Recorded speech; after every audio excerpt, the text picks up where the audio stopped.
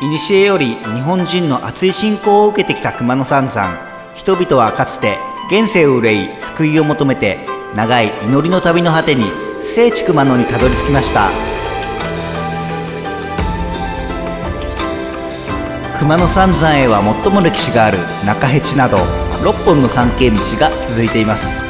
今回歩いた小辺地は 1000m 級の峠を越える峠道であり、熊野古道の中でも2番目に厳しい道だとされています。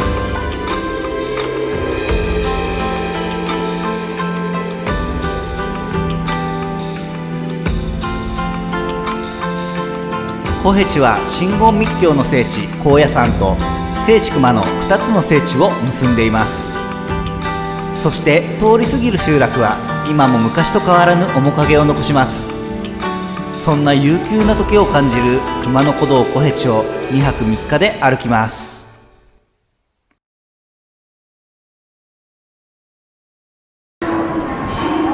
小辺地のスタート地点は和歌山県の高野山。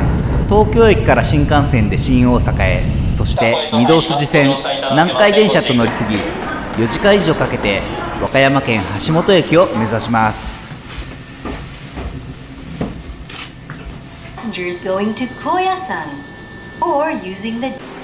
ここは高野山のふもとの町橋本です。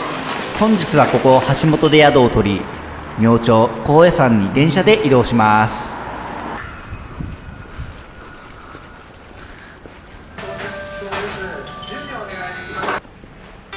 橋本駅に戻ってきました。なお橋本駅から世界遺産新津姫神社へ行くためのバスが出ています。新津姫神社は弘法大師空海を高野山に導いた神様が祀られた神社で、とても美しい佇まいをしています。そしてその周辺は日本の農村の風景描写が素晴らしいアニメのんのん日和のモデル地の一つとなっています。そこには日本の農村の美しい原風景が広がっているので、時間があれば立ち寄ることをお勧めします。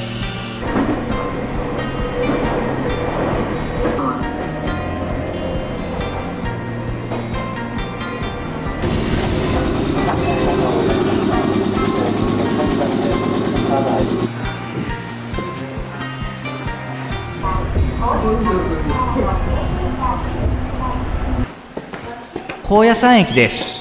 高野山は標高800メートルにある盆地に作られた宗教都市で、町全体が真言宗の総本山金剛峯寺の境内にあたります。高野山は西暦816年に弘法大師空海により真言密教の聖地として開山されました。女人堂のバス停でバスを降ります。かつて高野山は女人結界と言われ、女性が立ち入ることができませんでした。その理由は女性の魅力を前に僧侶が修行に専念できなくなるからだと言われています。かつて女性はここより先に立ち入ることができなかったため、この女人堂にこもり度胸や念仏をしていました。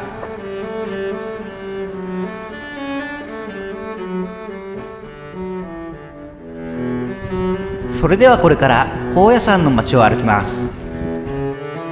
高野山の町には117の寺院があり、その半数は宿坊として宿泊することができます。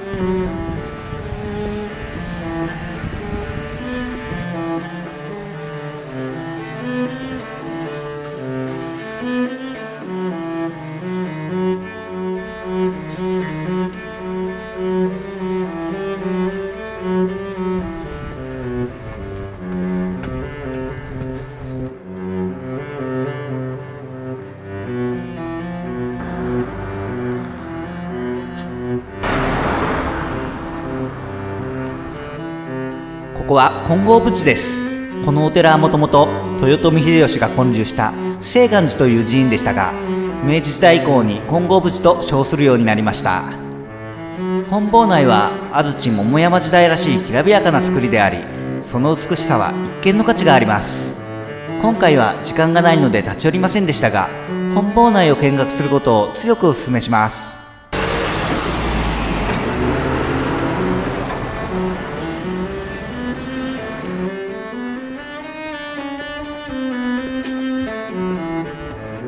ここは壇上伽藍。弘法大師空海が高野山を開山した際に真っ先に造営した場所で、高野山の中心地です。壇上伽藍には高野山の本堂である金堂のほか、高野山のシンボルである金宝大塔など19もの重要な書道が立ち並びます。金宝大塔は密教の世界観を表した宝塔で、内部には密教世界そのものである曼荼羅が立体的に再現されています。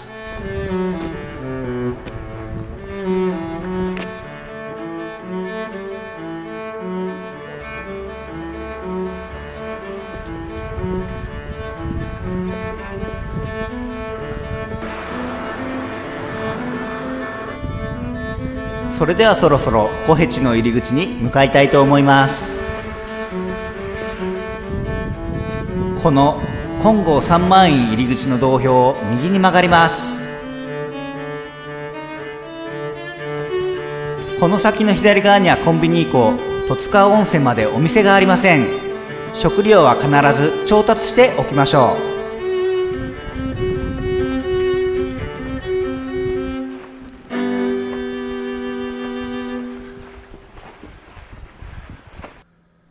これより小辺地に入り、熊野本宮大社を目指します。それではここから熊野本宮大社まで約70キロの道のりを歩いていこうと思います。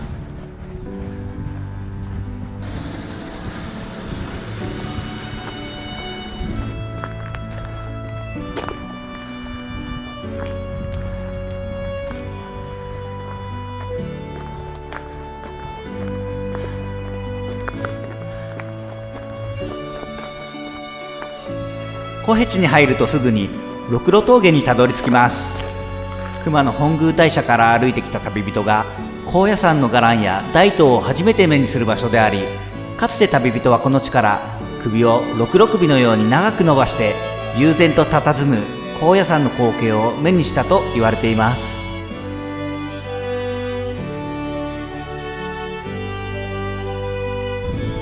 熊野信仰は自然信仰から発生し、そこに日本神話や仏教思想、山岳信仰までもが加わり、現在の形になったとされています。平安時代の頃から中辺地を利用した熊野詣が盛んになり、人々がアリのように列をなして熊野を目指したことに例えられ、その光景はアリの熊野詣と言われていました。熊野詣は平安時代から鎌倉時代に盛んであったのですが、それ以降一時的に衰退します。江戸時代になり、紀伊藩主徳川頼則が熊野三山の復興に力を入れてから、再びアリの熊野詣と言われるほど熊野詣が最盛期を迎えました。そしてこの小辺地は江戸時代以降に多くの人々に利用されるようになったと言われています。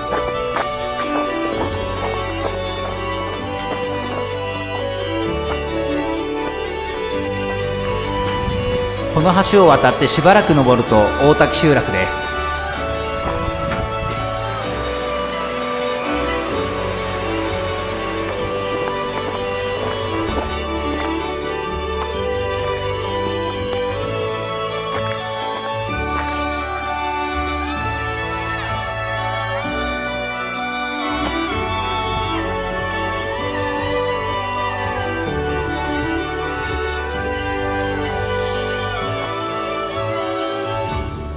小辺地の一つ目の集落、大滝集落に到着です。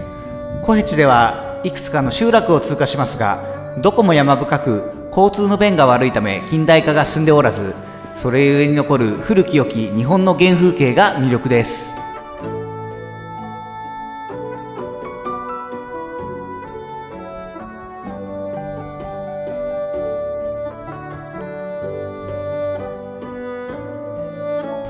小辺地ではこのように民家の軒先を通過する場所がたくさんあります。小辺地はもともと生活道路として成り立ったものが、熊野三山と高野山を結ぶ参詣道として利用されるようになったという経緯があり、このように住人の生活と結びついている点が中辺地との違いかもしれません。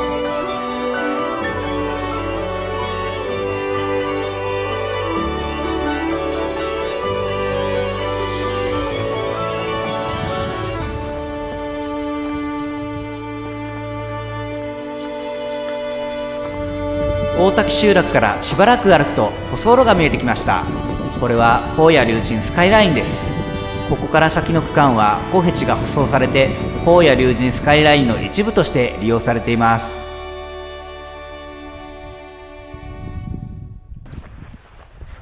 現在かつての街道は近代化に伴い、そのほとんど舗装路になってしまいました。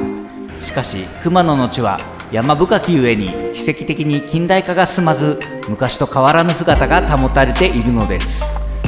そして小辺地は中辺地よりも未舗装区間が多いです。水ヶ峰入り口です。ここから再び未舗装区間に入ります。ここから大俣集落までは約 7.7 キロです。今回の旅では1日目に三浦口まで歩きますが、大俣で一般するのが一般的です。小辺地は宿泊する場所が限られており、ハイシーズンは半年前に予約が埋まってしまうそうです。高野山から三浦口までは約30キロ以上あり、2つの峠を越えなければならないので、1日で行くには結構厳しいです。しかし旅の途中で宿の予約をやり直すことは難しいので、余裕を持った計画を立てると良いでしょう。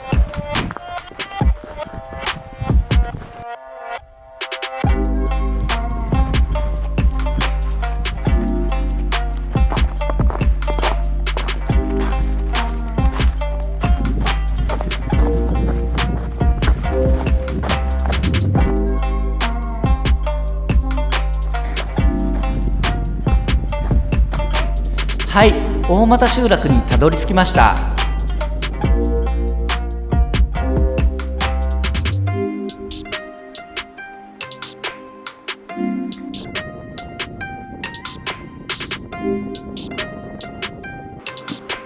ここから小箱岳の山登りが控えているので、しっかり休憩します。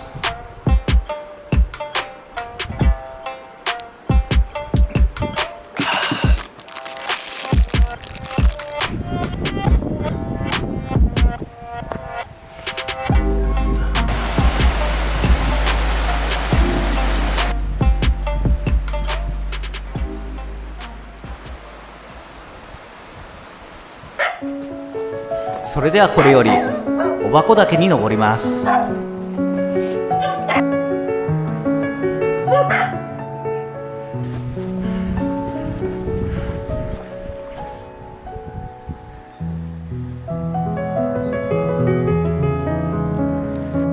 小箱岳は日本200名山に指定された景色の良い山で、標高1344メートル、大俣との標高差は約700メートルです。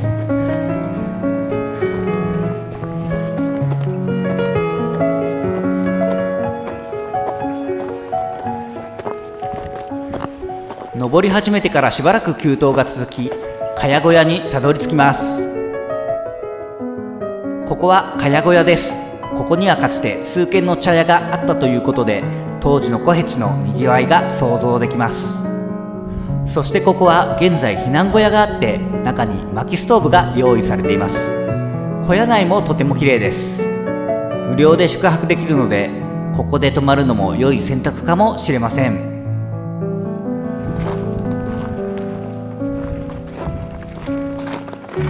道を間違えて茅小屋跡の奥の方に進んでしまいました。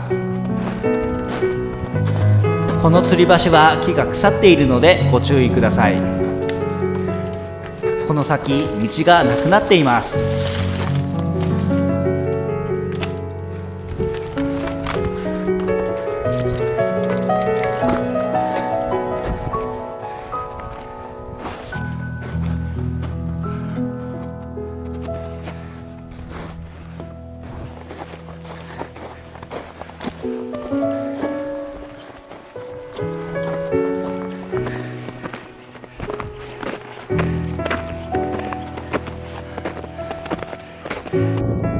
しばらく進むと雪がかなり深くなってきました。足が取られてとても歩きにくいです。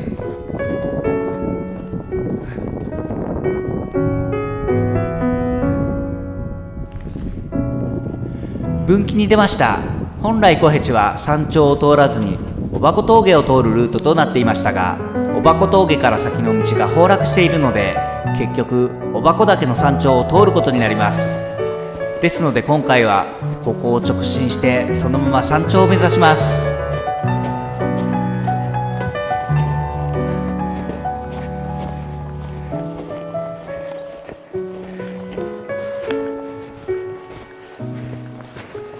山頂が見えてきました。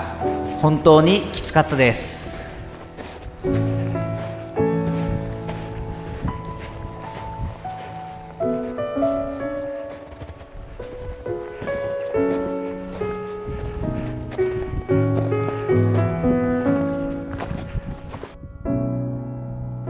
このどこまでも広がる美しい景色がとても素敵です。古の旅人もきっとこの景色に感動していたことでしょう。いつまでも景色を眺めていたかったのですが、日没が心配なので下山します。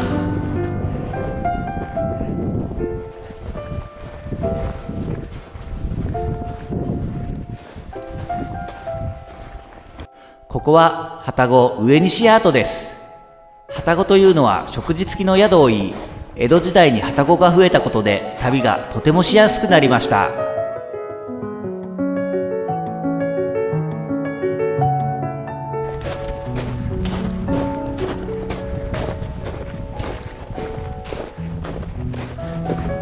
だんだん暗くなってきました。もうすぐ日が暮れるでしょう。三浦口のバス停まではあと 6.7 キロあります。登山口に着いた頃にはもうすっかり日が暮れてしまいました。しかしありがたいことに登山口で民宿の親父さんが車で待っていてくれました。は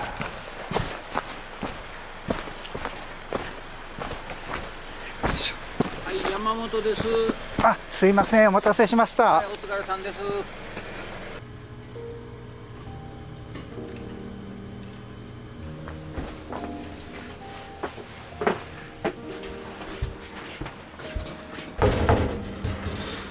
本日は農家民宿山本に宿泊します。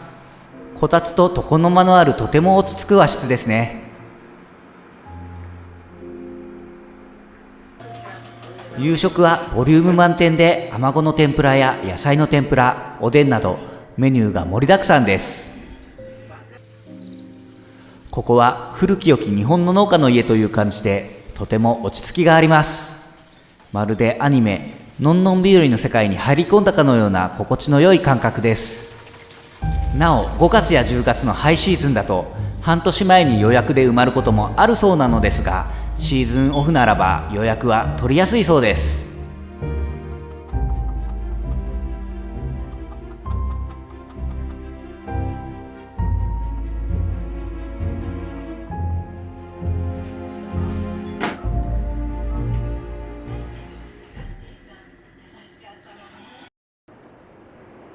三浦峠の登山口まで宿の親父さんに送迎してもらいました。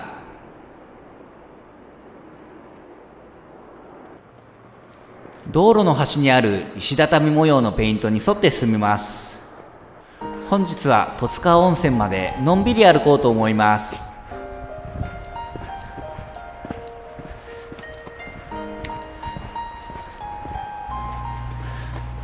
吊り橋を渡ります。この吊り橋はかなり頑丈で全く揺れません。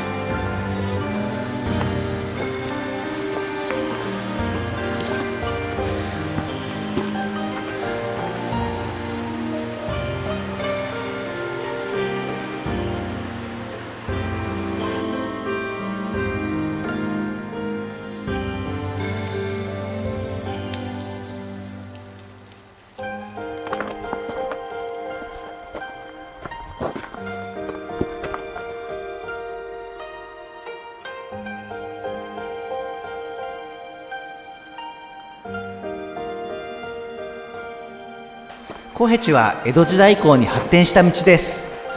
江戸時代が平和だったことや徳川幕府が五街道の整備をしたことで民衆に旅行が流行しました。その当時、江戸から東海道を歩き伊勢神宮へ、そして伊勢路を歩いて熊野三山、さらには小辺地を歩き高野山まで3つの聖地を回る旅行が人気でした。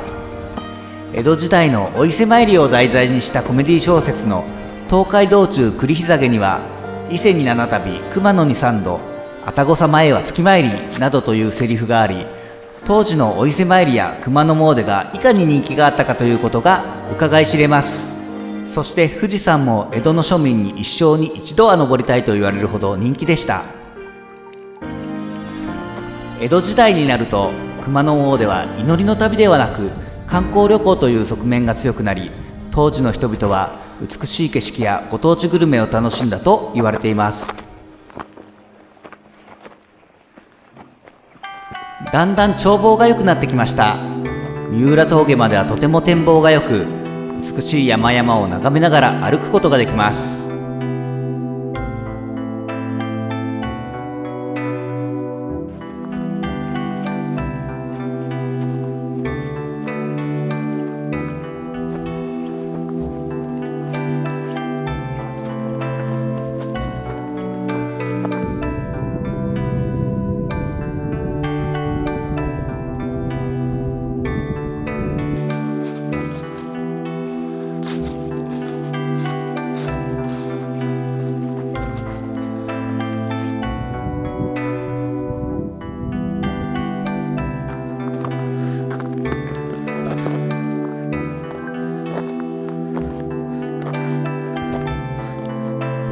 雪が登山道を覆っています。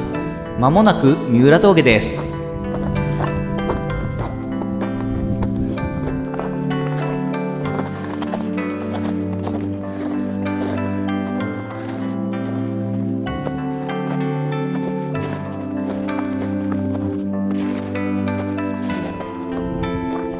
三浦峠に到着です。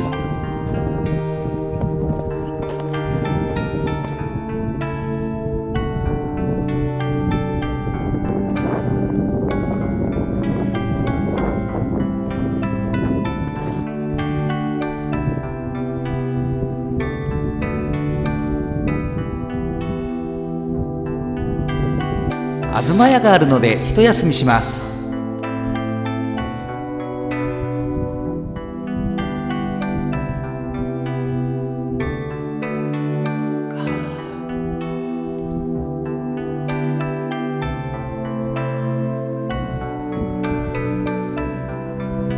それでは戸塚温泉に向かって山を降りていきます。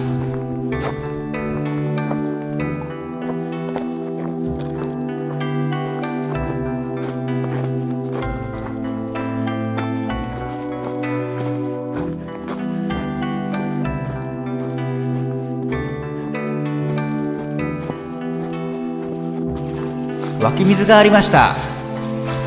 小辺地は水が豊富で水に困ることはありません。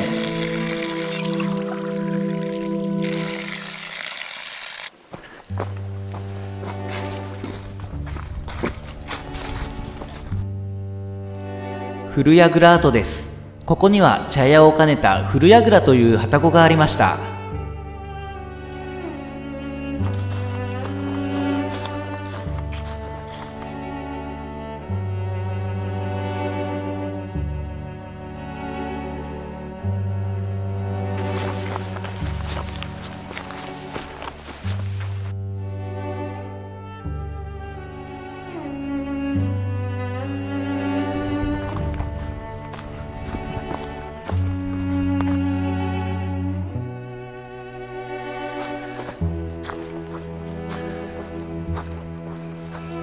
ここは櫓観音堂。堂内には観音様とお地蔵様2体が安置されています。廃屋の前を通り過ぎます。郵便受けがありますね。舗装路まであと少しなのでしょう。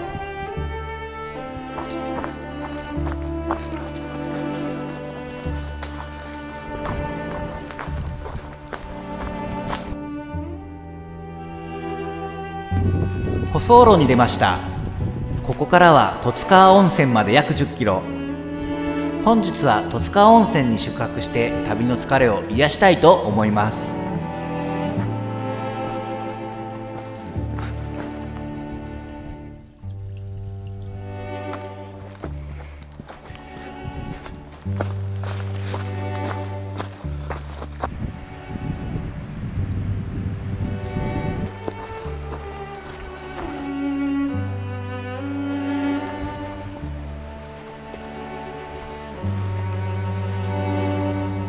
西中集落です。自販機がありました。ここで少し休憩をします。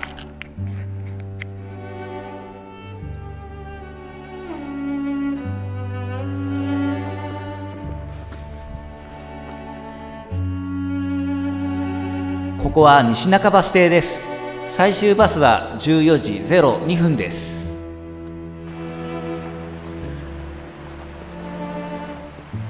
西中バス停より歩くこと約7キロ、まもなく本日の宿に到着です。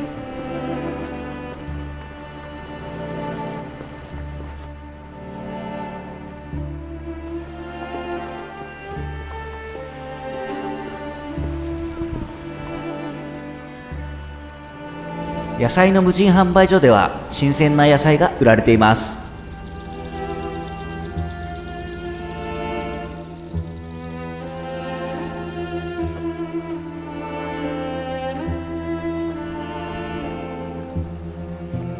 十津川温泉は湯量が豊富で、泉質にも定評のある秘境の温泉地です。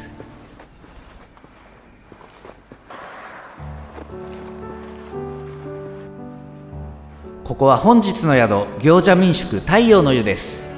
建物は古いですがリーズナブルなのに夕食がとても豪華なのでおすすめです。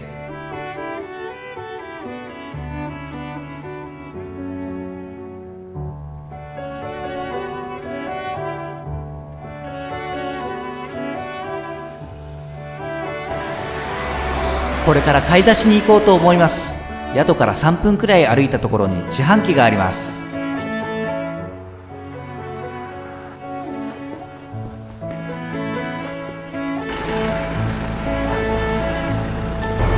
宿から約15分歩くと十津川温泉の中心地に出ます。この自販機にはビールが売っています。さらに少し歩くと小さなスーパーマーケットがあります。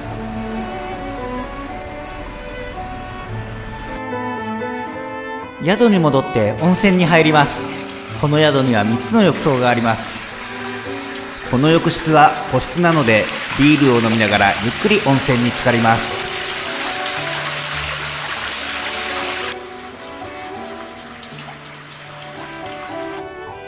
それではお待ちかねの夕食です。メインはボタン鍋で、その他にも熊野地方の郷土料理さんま寿司とめはり寿司、アマゴの唐揚げと鹿肉のフライなどボリューム満点です。朝食もメニューがたくさんあります。いよいよ最終日です。本日は果てなし峠を越えて熊野本宮大社を目指します。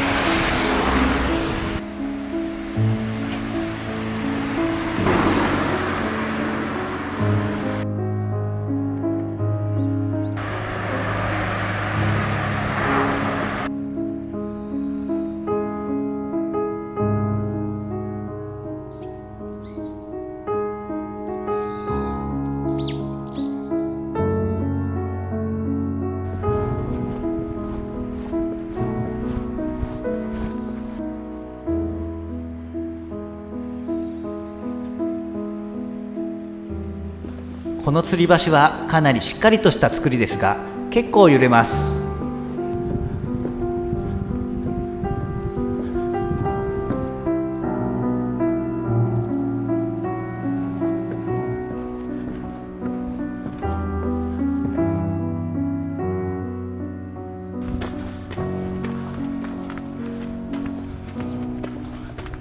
今までとは植生が変わってきました。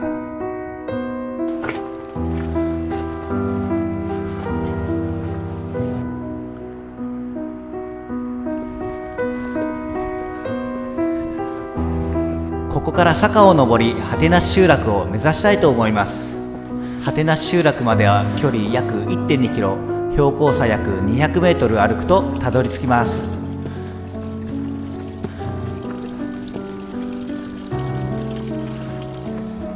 勾配が急なので焦らずじっくり登ります。しばらく雰囲気の良い石畳の道が続きます。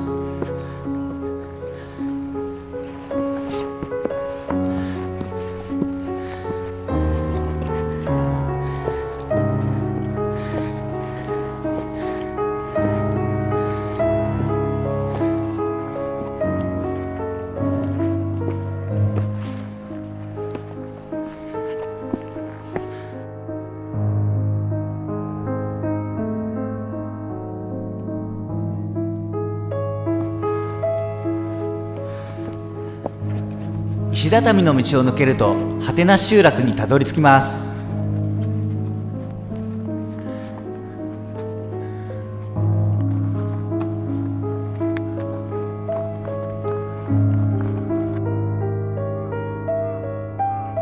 ここは今も昔と変わらない素晴らしい日本の原風景を色濃く残します。自然と暮らす昔の日本人にとって当たり前の暮らしがここでは今も残っています。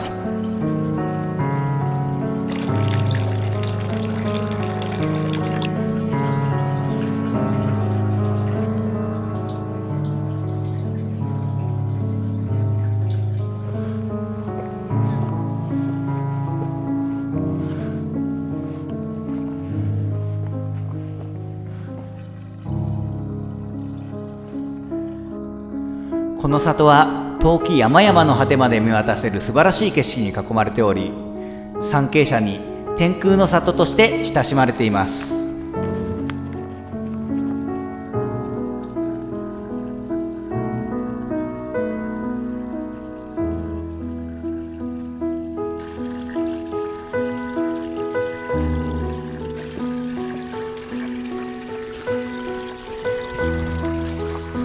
果てなし集落を抜けると小辺路最後の峠越え、果てなし峠へと向かいます。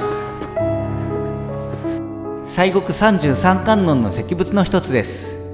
果てなし集落から峠を越えて野経までの道中には、西国33所霊場に倣った33体の観音石像が立っています。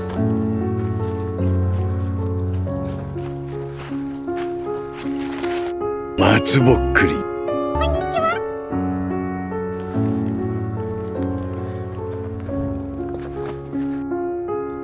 ここは雨水のみを利用し米を栽培した天水田跡です。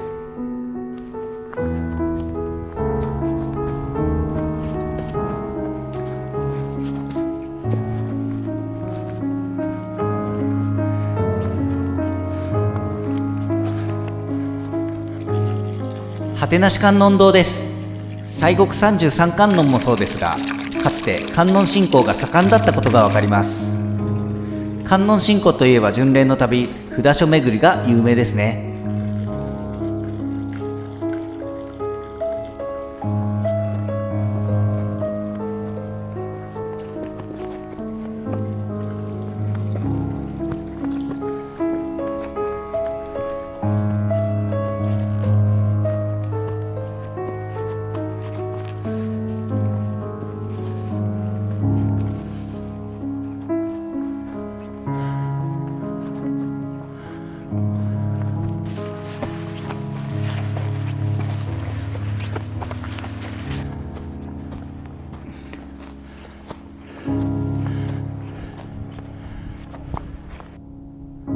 小辺路最後の峠、果てなし峠に到着しました。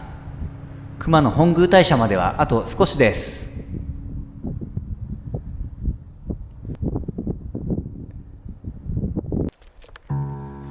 今日は時間があるので、ここで少し休憩をしたいと思います。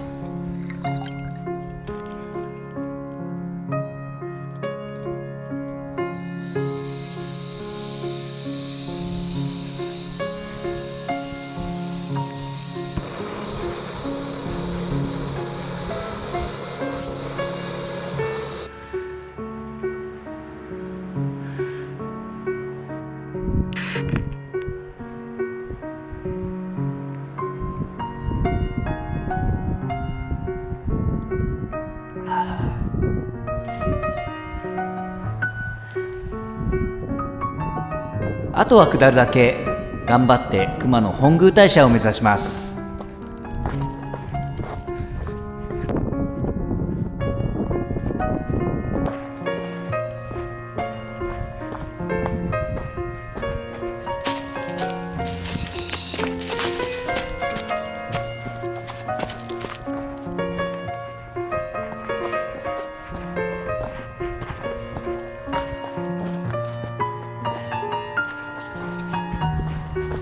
ふもとまで降りてきました。もうすぐ八木尾バス停です。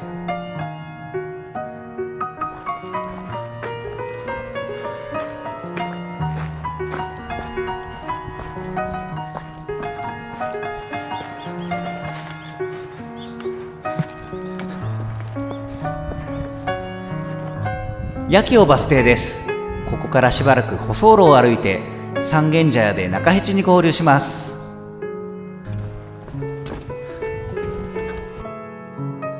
熊野川です。しばらく熊野川に沿って進みます。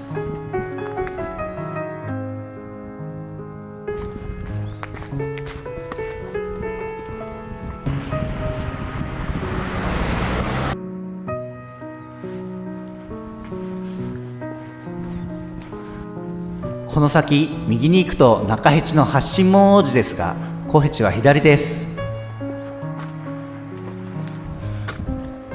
道の駅熊野古道本宮です。ここでは食事をとることができます。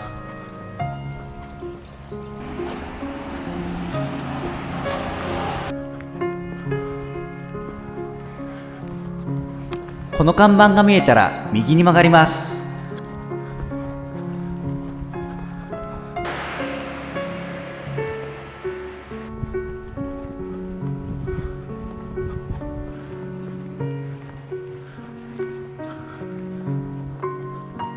ここで山道に入り、少し歩いたら三軒茶屋跡です。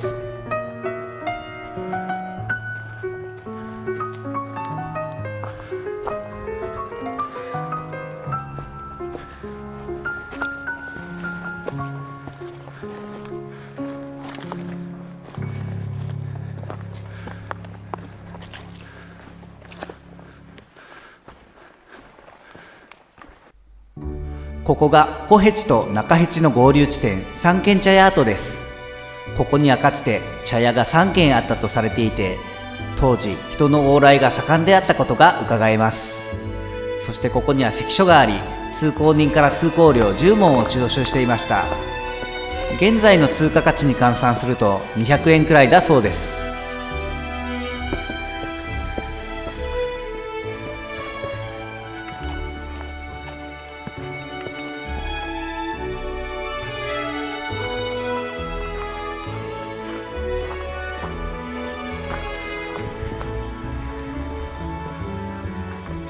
熊野本宮大社まではあと 0.4 キロです。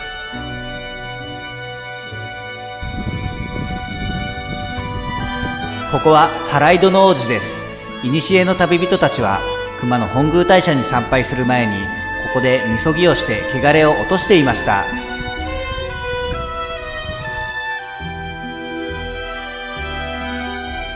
長い巡礼の旅ももう終わり、熊野本宮大社に到着です。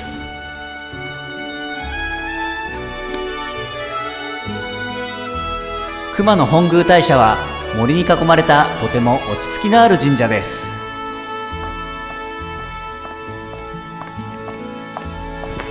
熊野本宮大社はかつて熊野川の中州に鎮座していましたが、洪水により流されてしまいこの地に移りました。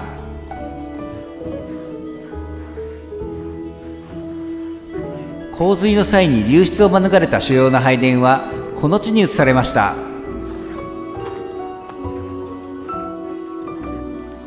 その拝殿は4柱の神様を祀っており、この門の奥にあります。残念ながら拝殿の撮影は禁止となっています。熊野の森と調和の取れたかやぶき屋根の荘厳な拝殿は見る者を感動させます。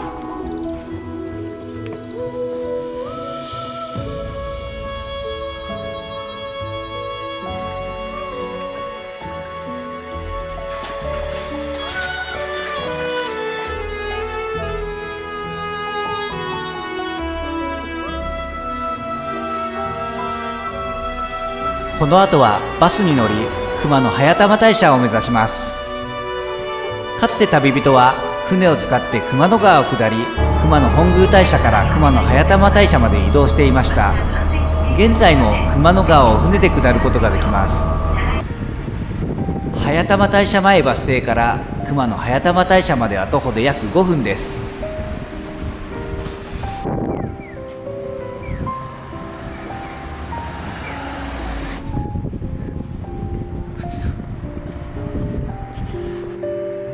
熊野早玉大社に到着です。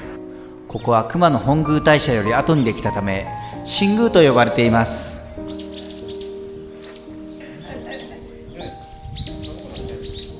この神社は熊野本宮大社とは対照的に朱色の艶やかな色合いをしています。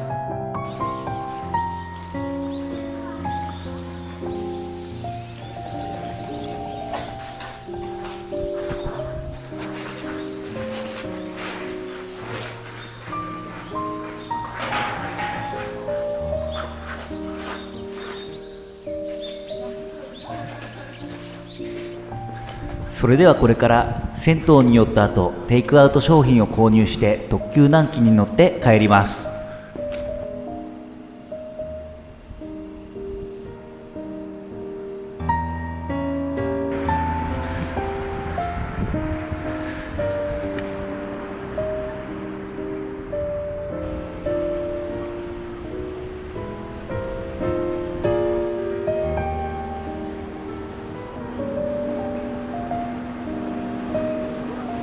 ということで今回の聖地巡礼はこれで終わり。